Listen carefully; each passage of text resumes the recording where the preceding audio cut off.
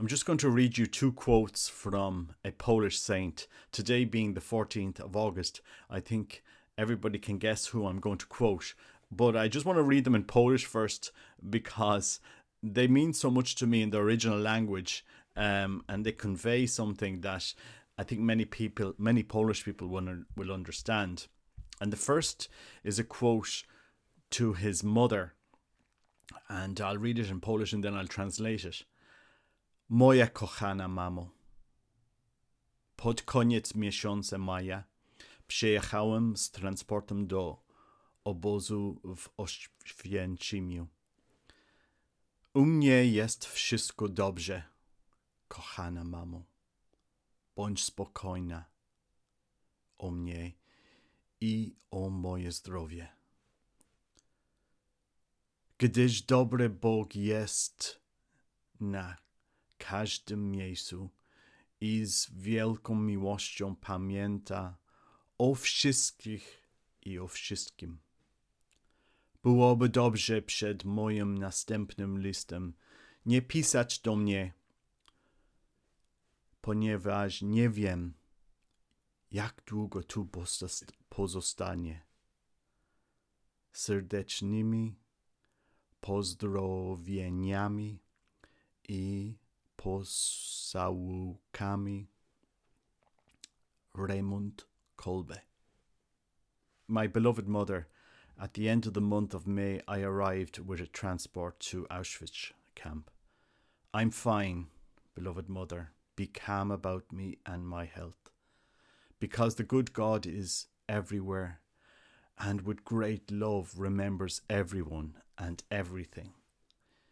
It would be good before my next letter not to write to me, because I don't know how long I will stay here. With cordial greetings and kisses, Raymond Kolbe. And I suppose the most famous quote of any priest that I've ever heard was Jestem księdzem katolickim. Jestem stary. Chcę umrzeć za niego. On ma żonę I dzieci. I am a Catholic priest. I'm old. I want to die for him. He has a wife and children.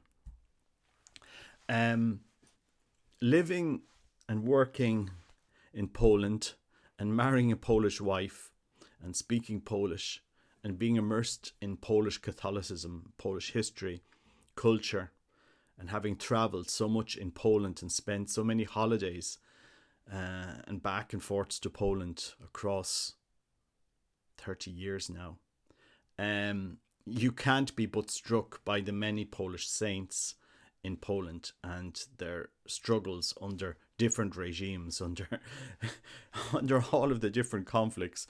For a while, Poland as a country didn't exist. It was divided up. And yet they survived. Yet their spirit survived, their faith survived. And when you're confronted by Polish saints like Raymond Kolbe, Maximilian Maria Kolbe, you're confronted by these men that actually believed. They actually had an incredibly profound, deep faith. And I was just reading that quote from Saint Maximilian to his mother, and saying, "I'm fine. Don't worry about my health." And we all know the horrors that he would have experienced being in Auschwitz, the accommodation that he would have experienced there. And one of the things that really impacted me was, I've only ever visited Auschwitz once. It's not a place I go back to. And I remember going to the place where he died, to give your life in that way.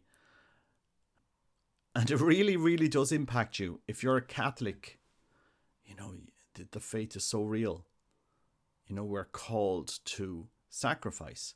I think as men, if you're a normal man, a normal father, we all know at some level, we're expected to sacrifice. If something happens to your family, you're not going to nudge the wife at night. Can you go down and deal with that burglar that's coming into the house? Men are called to be leaders, to man up, to sacrifice, and that's what Saint Maximilian Kolbe did. In a very simple way, he has a wife and kids.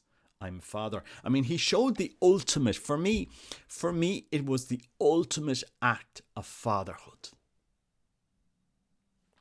It was if you wanted to see the ultimate act of fatherhood of a priest, that is the ultimate act of fatherhood. In a world today where, there's a crisis of masculinity, you could say there's a crisis of masculinity and femininity. We don't know what we're called to do. You see so many men lost because they have never discovered their vocation to be a father. And we're all called to this. Priests, religious, everybody is called to have meaning in their life. And for me, Maximilian Kolbe's act of sacrifice is the ultimate act of fatherhood. It really is. And it shines as an example. And this priest, this saint, he was prolific in Poland. I remember going to the Franciscan church in Krakow. And there's a famous statue of Our Lady where you could go and in the Franciscan church, it's just down from, if you're walking down from the old city, I think you'll pass the Jesuit church, and you come down to a junction, and there's the Franciscan church, that where he would have been stationed in Krakow. And there's a famous statue of Our Lady there that draws so many people. And he had an amazing filial love to Our Lady. And it's interesting that he died on the eve of the Assumption, to be in heaven the day afterwards, to watch the Blessed Mother in heaven on that amazing feast day of the Assumption. And it's just my personal reflection on him. You could, and more people will speak more about it. But if you were to ask me, what is the message that St. Maximilian Kolbe has to offer the Catholic Church, and especially the priesthood? What is the message? Are you willing to give your life? Are we willing to give your life? And I say this to priests. Are you man enough and father enough to give your life for others? Because I say this because during the pandemic, and I saw this in Mexico, so many priests ran away from their mission to be fathers. They were afraid. COVID made them very afraid. And a seminarian who later became a priest in the Legionaries of Christ and later left the priesthood, got married, has 4 kids. He went out and gave the last rites and ministered to dying people in hospitals during COVID in Mexico. Because under canon law, he's allowed to do that. If there's no priest willing to minister, he could minister, and he did minister. And I suppose the question has to be asked, are we so afraid today that we're not able to be witnesses for Christ as men, as Catholic men? We're afraid to even bless ourselves before meal sometimes. Are we afraid? We're so afraid. And yet Maximilian Kolbe, for me, is the ultimate witness of fatherhood, of being a man, of standing up and saying, look, I'll die for him. I'll take his place. And I really call bishops and priests, to stand up and be men and be fathers, and to lead others, to Christ, to call out what is separating us from Christ. We're so afraid today of offending people, we can't even say what the truth is anymore. What sin is. How we're called to live Christianity and Catholicism. I do wonder why I was called to see what I saw over the last number of decades, to live where I lived and to travel where I travelled. What was, the formation process that God was dragging me along, to see these amazing saints, because they had a profound impact on me. They had, a really profound impact on me. A really shocking impact on me. I said, oh gosh, the priesthood is so serious.